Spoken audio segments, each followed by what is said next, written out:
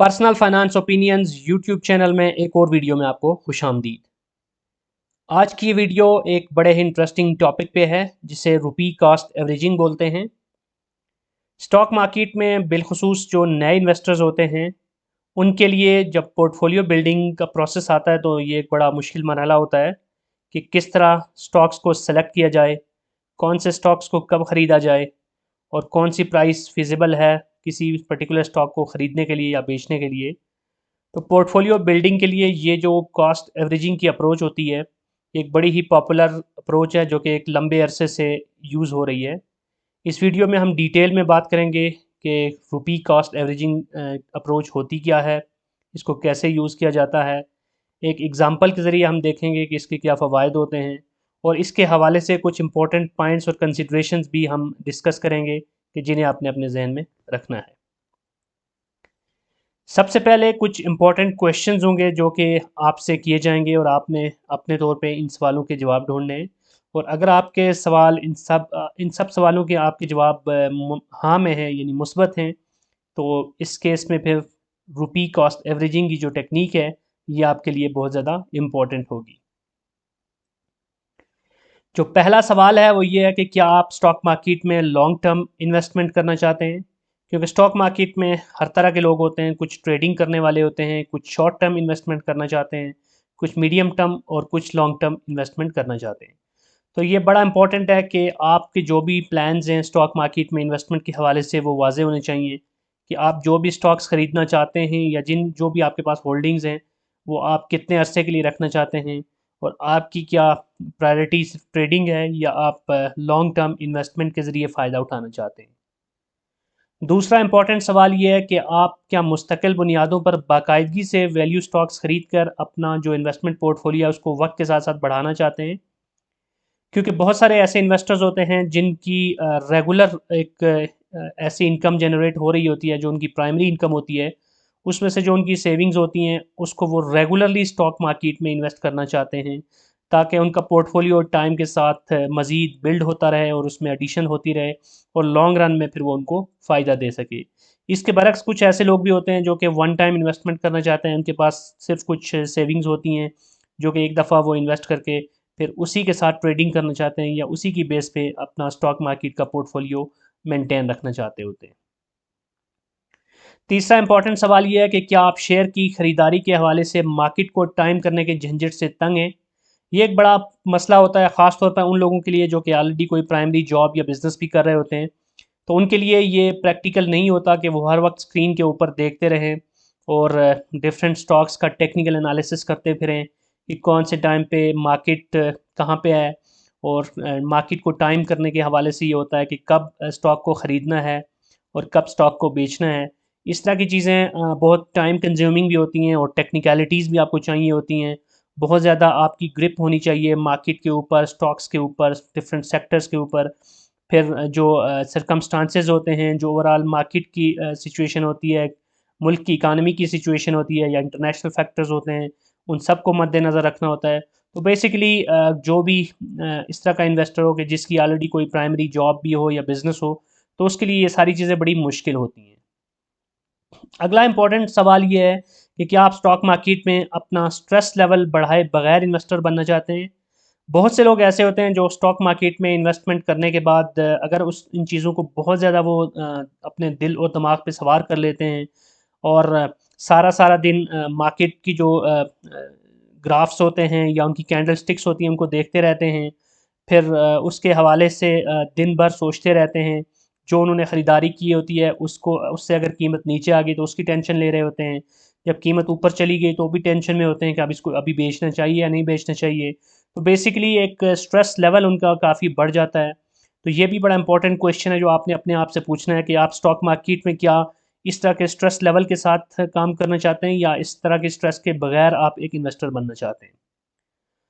और आखिरी इंपॉर्टेंट सवाल इस सिलसिले में ये है कि क्या आप मार्केट में रोज़-रोज़ की जो वोलेटिलिटी होती है उसके असरात से ख़ुद को दूर रखना चाहते हैं?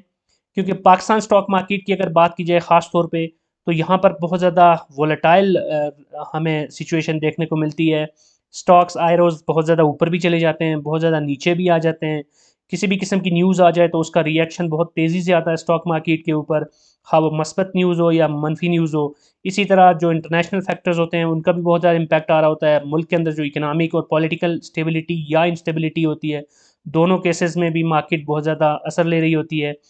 तो इन सारी चीज़ों के असरात से आप अगर आपको ख़ुद को दूर रखना चाहते हैं तो भी ये इम्पोर्टेंट है कि अगर आपका इस सवाल का जवाब और बाकी सवालों के जवाब भी हाँ में हैं, तो इट मीन्स के जो रुपी कॉस्ट एवरेजिंग की टेक्नीक है ये आपके लिए बड़ी इम्पोर्टेंट है।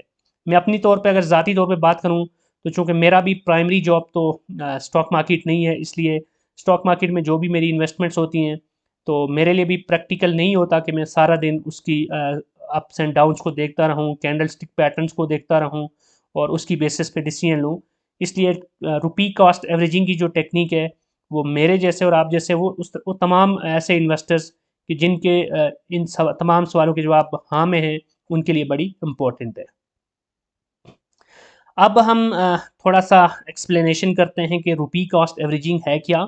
बेसिकली जो इंटरनेशनली कॉन्सेप्ट है वो डॉलर कॉस्ट एवरेजिंग का है, लेकिन पाकिस्तानी स्टॉक मार्केट में चूँकि हम रुपीज़ के अंदर इन्वेस्टमेंट कर रहे होते हैं, इसलिए मैंने उसको रीनेम करके रुपी कॉस्ट एवरेजिंग यूज़ किया है इस वीडियो के अंदर। रुपी कॉस्ट एवरेजिंग की अगर बात की जाए तो ये एक ऐसी स्ट्रेटजी है या हिकमत अमली है जिसमें आप एक मखसूस रकम हर माह बाकायदगी के साथ किसी ख़ास स्टॉक के अंदर या कुछ मखसूस स्टॉक्स के अंदर इन्वेस्ट करते रहते हैं और यूँ आपकी जो कीमत ख़रीद है उसमें ख़ुद ब खुद एवरेजिंग होती रहती है। इसमें ऐसे है कि आप मिसाल के तौर पे चाहते हैं कि हर महीने आप 20,000 रुपये स्टॉक मार्केट में इन्वेस्ट करते रहें या आप चाहते हैं कि आप 50,000 रुपये इन्वेस्ट करते रहें डिपेंडिंग कि आपकी कितनी सेविंग है या कितना आपके पास इस तरह के पैसे बचते हैं जो आप इन्वेस्ट कर सकते हैं। तो इस हिकमत अमली के तहत ऐसे किया जाता है कि आप स्टॉक मार्केट में किसी शेयर के अंदर अगर स्पेसिफिकली इन्वेस्ट करना चाहते हैं तो यू डोंट केयर कि उस वक्त उसकी प्राइस कितनी है। हर महीने के किसी ख़ास दिन के अंदर आपने उसके अंदर इन्वेस्टमेंट करनी है और अपने पोर्टफोलियो को बिल्ड करना है। और इसमें यह भी होता है कि आप जितनी इन्वेस्टमेंट करना चाहते हैं उसकी टोटल अमाउंट के ऊपर डिपेंड करता है कि आप कितनी अमाउंट इन्वेस्ट करना चाहते हैं, ना कि नंबर ऑफ़ शेयर्स। और इस वजह से जब आप ये हिकमत अमली यूज़ करते हैं तो जब किसी शेयर की कीमत कम होती है तो आप उसे ज़्यादा तादाद में ख़रीद रहे होते हैं और जब कीमत ज़्यादा होती है तो ऑटोमेटिकली आपके पास जो नंबर ऑफ़ शेयर्स जो उस स्पेसिफिक अमाउंट के अंदर बनते हैं वो कम हो जाते हैं। मिसाल के तौर पर अगर आप 20,000 रुपये की इन्वेस्टमेंट कर रहे हैं तो लेट्स सपोज़ कि कोई शेयर अगर 1 महीने में आपको 100 रुपये का मिल रहा है तो उस हिसाब से जो 20,000 में आप नंबर ऑफ़ शेयर्स खरीद रहे हैं, उसके मुकाबले में अगर अगले महीने में वो शेयर आपको 150 रुपये में मिल रहा है तो ऑटोमेटिकली नंबर ऑफ़ शेयर्स कम होंगे। या इन अदर वर्ड्स अगले महीने में अगर वो आपको 75 रुपये में मिल रहा है तो ऑटोमेटिकली आपके नंबर ऑफ़ शेयर्स ज़्यादा होंगे। अब हम एक एग्जांपल के ज़रिए समझने की कोशिश करते हैं और यहाँ से आपको बिल्कुल क्लियर हो जाएगा कि रुपी कॉस्ट एवरेजिंग क्यों इम्पोर्टेंट है और इसका क्या फ़ायदा होता है।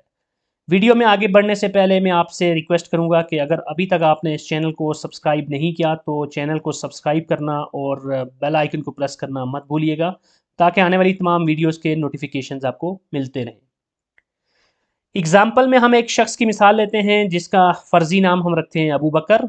अबू बकर एक न्यू इन्वेस्टर हैं स्टॉक मार्केट के अंदर और वो किसी कंपनी में फ़ुल टाइम जॉब भी कर रहे हैं।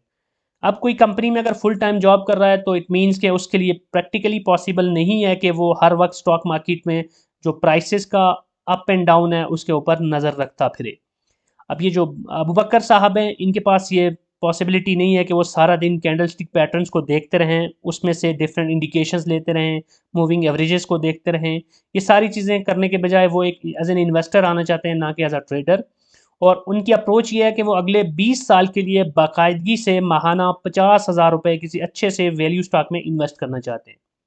तो ये जो अबू बकर साहब हैं इनकी जो मंथली जो भी इनकम है वो ऐसी है कि ईज़िली वो उसमें से 50,000 रुपये अपने इन्वेस्टमेंट के लिए रखना चाहते हैं और वो किसी ऐसे वैल्यू स्टॉक में इन्वेस्ट करना चाहते हैं कि जो ना सिर्फ ये कि वक्त के साथ साथ कैपिटल गेन दे बल्कि उसमें डिविडेंड की मद में भी उनको फ़ायदा होता रहे। तो इस केस में वो सबसे पहले तमाम जो भी स्टॉक मार्केट में अच्छी कंपनीज़ हैं उसमें से कुछ सीधा-सीधा कंपनियों का वो डिटेल्ड फंडामेंटल एनालिसिस करते हैं और जब वो तमाम एंगल से इन कंपनियों को परख लेते हैं तो उसमें से कोई एक कंपनी या कुछ स्पेसिफिक नंबर ऑफ़ कंपनीज़ को सेलेक्ट करते हैं। यहाँ एग्ज़ाम्पल के तौर पे हम ये लेते हैं कि इन्होंने बहुत सारी कंपनीज़ को जो कि अच्छी कंपनीज़ हैं उनको एनालाइज़ किया और फाइनली उन्होंने मीज़ान बैंक लिमिटेड को जो कि बैंकिंग सेक्टर में से एक कंपनी है उसको सेलेक्ट कर लिया। ये एक एग्जांपल है। इट डजंट मीन कि एमईबीएल बहुत अच्छी कंपनी और बाकी कंपनीज अच्छी नहीं है। यहाँ पे सिर्फ एक एग्जांपल के तौर पे मैंने एमईबीएल का जिक्र किया है। अब हम देखते हैं कि इस केस के अंदर जो अबू बकर साहब हर महीने 50,000 रुपया पहली तारीख को इन्वेस्ट करना चाहते हैं, उनके पोर्टफोलियो में एक साल के अंदर क्या फ़र्क आएगा। यहाँ पर मैं वाजे कर दूं कि जो कीमत मैंने लिखी है शेयर प्राइस, ये रियल प्राइस है मीज़ान बैंक लिमिटेड की ऑन अ स्पेसिफिक डेट। मिसाल के तौर पे अगर उन्होंने अपनी इन्वेस्टमेंट स्टार्ट की 1 सितंबर 2021 से और उन्होंने 50,000 रुपये इन्वेस्ट करना थे, तो इसमें जो शेयर प्राइस थी 1 सितंबर 2021 को मीज़ान बैंक लिमिटेड की, वो थी 152 रुपये 99 पैसे। तो इस हिसाब से अगर उन्होंने 50,000 रुपये के शेयर खरीदने हैं तो पहले महीने में उन्होंने 327 शेयर्स खरीदने हैं। अब अगर उन्होंने 327 शेयर्स खरीदे इस महीने में, तो जो टोटल शेयर्स हैं वो भी 327 हैं उनके पास। और जो एवरेज प्राइस बन रही है वो वही बन रही है जो कि पर शेयर प्राइस थी इस केस में, जो कि 152 रुपये 99 पैसे है। अब अगले महीने यकम अक्टूबर को, यानी एक महीने के बाद उन्होंने मजीद 50,000 रुपया इन्वेस्ट करना है। और इस महीने में जो एक्चुअल में मीज़ान बैंक लिमिटेड की प्राइस थी यकम अक्टूबर को, वो थी 138 रुपये 78 पैसे। अब चूंकि प्राइस कम हो गई है, इसलिए नंबर ऑफ़ शेयर, जैसे पहले भी मैंने जिक्र किया था कि अगर कीमत कम हो जाती है तो रुपी कॉस्ट एवरेजिंग के कॉन्सेप्ट को या स्ट्रेटजी को आप यूज़ करते हैं तो ऑटोमेटिकली आपके पास नंबर ऑफ़ शेयर ज़्यादा आएंगे। तो इस केस में अब इस महीने में उसी कीमत के अंदर इनको 360 शेयर मिले, compare to the previous month जब उनको 327 मिले थे। अब उनके जो टोटल शेयर्स हो गए हैं वो 687 हो गए हैं, विद द इन्वेस्टमेंट ऑफ 100,000, यानी 1 लाख रुपए की इन्वेस्टमेंट अब टोटल हो चुकी है उनकी। और अगर अब हम एवरेज देखें तो वो गिरकर 145.5 पे आ गई है। तो यहाँ पर उन्होंने बजाय इसके कि सारी इन्वेस्टमेंट पहले महीने में करते, हर महीने थोड़ी थोड़ी इन्वेस्टमेंट कर रहे हैं, तो हम देख रहे हैं कि जो प्राइस एवरेज है वो भी वक्त के साथ साथ एडजस्ट हो रही है। अब तीसरे महीने में यानी यकम नवंबर को उन्होंने फिर से 50,000 रुपये इन्वेस्ट किया, और इस वक्त जो प्राइस थी इन एक्चुअल मीज़ान बैंक लिमिटेड के शेयर की, वो थी 136 रुपये 95 पैसे। तो यहाँ पर उनको जो शेयर्स मिल रहे हैं वो 365 मिल रहे हैं, जो कि पिछले दोनों महीनों से ज़्यादा हैं। और अब उनके पास जो टोटल शेयर्स हैं वो 1052 हो गए हैं, और अब एवरेज मजीद गिरकर 142.53 पे आ गई है। इसी तरह फिर चौथे महीने में उन्होंने फिर से 50,000 रुपये के शेयर्स खरीदे। इस दफ़ा कीमत बहुत ज़्यादा थी, 149 रुपये थी मीज़ान बैंक लिमिटेड के शेयर की। यही वजह है कि जो उनको शेयर्स मिले 50,000 में वो 336 हैं, जो कि पहले से कम है। तो अब 336 शेयर मजीद ऐड होने के बाद टोटल शेयर 1388 हो गए, और अब एवरेज थोड़ा सा ऊपर चली गई, 144.10 पे आ गई। फिर पाँचवें महीने में 134.11 प्राइस मिल रही थी उनको 50,000 रुपये के, उनको 373 शेयर्स मिले, जो कि पहले से किसी भी महीने से ज़्यादा हैं। और टोटल 1761 हो गए, और एवरेज फिर से गिरकर 141.98 पे चली गई। छठे महीने में फिर से 137.29 पे उन्होंने 50,000 के शेयर्स खरीदे, और 364 शेयर मिले, और अब जो टोटल उनकी एवरेज प्राइस है वो 141.18 रह गई। फिर सातवें महीने में, आठवें महीने में, नौवें महीने, 10वें, 11वें करते करते 12 महीनों का हम यहाँ टोटल देख रहे हैं। तो 12वें महीने में यानी यकम अगस्त 2022 को मीज़ान बैंक लिमिटेड के शेयर की प्राइस थी 118 रुपये 88 पैसे। और इस तरह 421 मजीद शेयर ऐड करने के बाद 12 महीनों की टोटल इन्वेस्टमेंट के बाद उनके पास जो टोटल मीज़ान बैंक के शेयर हैं वो हैं 4,465, और एवरेज प्राइस जो मिल रही है वो है 134 रुपये 38 पैसे। अब यहाँ पर हम देख सकते हैं कि अगर ये अबू बकर साहब के पास, चूँकि उन्होंने टोटल 6 लाख रुपया इन्वेस्ट किया, 50,000 रुपया हर महीने इन्वेस्ट करके, तो एज्यूम करें कि अगर वो 6 लाख रुपया पहले महीने में इकट्ठा एक ही गो में इन्वेस्ट कर देते, यानी कि यकम सितंबर 2021 को, तो उनको 152.99 की एवरेज प्राइस के ऊपर शेयर्स मिलते, और उसमें उनको नुकसान होता, क्योंकि अब अगर देखा जाए तो उनको 134 रुपये 38 पैसे के एवरेज के ऊपर शेयर्स मिल रहे हैं। तो डॉलर कास्ट या रुपी कास्ट एवरेजिंग का फ़ायदा आपको यहाँ पे वाज़े तौर पे नज़र आ रहा है कि मार्केट के अंदर जो फ्लक्चुएशंस होती हैं, कभी प्राइस ऊपर जाती है, कभी नीचे जाती है, कभी आपके पास अपॉर्चुनिटी होती है। तो इस केस में आप थोड़ा सा रिलैक्स्ड होते हैं कि आप हर तरह की अपॉर्चुनिटी को अवेल कर रहे होते हैं, और ऑटोमेटिकली आपकी edge in the form of an autopilot भी कह सकते हैं इसको, कि आपकी जो है ना कॉस्ट वो एवरेजिंग भी हो रही होती है। तो इस केस में अब उनको ये रिग्रेट नहीं होगा कि जब प्राइस 114 रुपये थी तो उन्होंने नहीं खरीदा, और उनको ये रिग्रेट भी नहीं होगा कि प्राइस जब बहुत ज़्यादा पीक पे थी 152 पे थी तो उन्होंने बहुत ज़्यादा शेयर्स खरीद लिए। दोनों केसेस नहीं है, बल्कि 152 पे भी उन्होंने जो शेयर्स खरीदे थे उनकी टोटल तादाद सिर्फ 327 थी, और जब लीस्ट प्राइस थी 114, तो उस वक्त जो उन्होंने खरीदे वो 435 थे। और ओवरऑल अगर हम देखें तो उनको तमाम शेयर्स खरीदने के बाद जो कॉस्ट पड़ रही है वो 134 रुपए की पड़ रही है। अब हम कुछ इंपॉर्टेंट पॉइंट्स को डिस्कस करते हैं रुपी कॉस्ट एवरेजिंग के हवाले से। पहली इंपॉर्टेंट चीज़ ये है कि सिर्फ फंडामेंटली स्ट्रॉन्ग कंपनीज़ पर ही ये हिकमत अमली इस्तेमाल करनी चाहिए। कहीं ऐसा ना हो कि किसी बेकार सी कंपनी के अंदर आप इस तरह कॉस्ट एवरेजिंग करके उसके शेयर्स को ख़रीदते रहें और वो मुसलसल नीचे ही आती रहे और आपको उसका नुकसान हो। ये बड़ा इंपॉर्टेंट है कि आप अच्छी कंपनीज़ को पहले उनका फंडामेंटल एनालिसिस करके सेलेक्ट करें, और उसके बाद ही आप फिर जो ऐसी कंपनी आप शॉर्टलिस्ट करते हैं या नंबर ऑफ़ कंपनीज़ को शॉर्टलिस्ट करते हैं, तो फिर उनके ऊपर आप रुपी कॉस्ट एवरेजिंग का प्रिंसिपल अप्लाई करें। दूसरा इंपॉर्टेंट पॉइंट ये है कि ये हिकमत अमली ऐसी मार्केट में फ़ायदेमंद होती है कि जिसमें वोलेटिलिटी हो। यहाँ पर लफ्ज़ वोलेटिलिटी लिखना मैं भूल गया था। और ये ना कि ऐसी मार्केट के अंदर जो कि मुसलसल गिर रही हो या मुसलसल बढ़ रही हो। तो वोलेटाइल मार्केट के अंदर ही आप बेहतर तौर पे एवरेजिंग कर सकते हैं, जहाँ पर कभी प्राइस ऊपर होती है, कभी नीचे होती है। और उस केस में ना तो आपकी जो प्राइस बहुत ज़्यादा हाई प्राइस के ऊपर आपने ख़रीदा होता है, ना ही बहुत ज़्यादा लोएस्ट प्राइस पे, बल्कि आप एक प्रॉपर एवरेजिंग कर रहे होते हैं। लो प्राइस पे ख़रीदना अच्छा होता है, लेकिन यू नेवर नो कि मज़ीद लो कब आएगा। इसलिए अगर एक मार्केट में वोलेटिलिटी है, प्राइस अप एंड डाउन जा रही है, तब ही फ़ायदा है। अगर कोई मार्केट मुसलसल गिर रही है, तो आप अगर एवरेजिंग करते जाएँगे तो उसका आपको नुकसान ही होगा। उसके बाद ये इंपॉर्टेंट पॉइंट है कि ये हिकमत अमली सिर्फ इन्वेस्टर्स के लिए है, ट्रेडर्स के लिए नहीं है। अगर आप सिर्फ ट्रेडिंग करना चाहते हैं, आज शेयर ख़रीदा तो आज ही बेच दिया, या हफ्ते बाद बेच दिया, या फिर कुछ 2-3 हफ्तों में बेच दिया, या इवन शॉर्ट टर्म इन्वेस्टमेंट भी कर रहे हैं, तो भी आपको इस तरह की जो अप्रोच है रुपी कॉस्ट एवरेजिंग की, वो ज़्यादा फ़ायदेमंद नहीं होगी। अलबत्ता जो लॉन्ग टर्म इन्वेस्टर्स हैं, जैसे अबू बकर की एक एग्जांपल मैंने ली थी, इस तरह की सिचुएशन के अंदर आपको ये हिकमत अमली फ़ायदा दे सकती है। और आखिरी इंपॉर्टेंट पॉइंट ये है कि ये हिकमत अमली ज़रूरी नहीं है कि आप सिर्फ एक ही शेयर पे अप्लाई करें। जैसे मैंने एग्जांपल में मीज़ान बैंक लिमिटेड के शेयर की बात की थी, लेकिन आप एक से ज़्यादा शेयर्स के ऊपर भी ये स्ट्रेटजी अप्लाई कर सकते हैं। जैसे आप लेट्स सपोज़ के किसी स्पेसिफिक सेक्टर के ऊपर ये अप्लाई करना चाहते हैं, या 2-3 शेयर्स के ऊपर अप्लाई करना चाहते हैं, तो वो भी आपके लिए कारआमद होगी।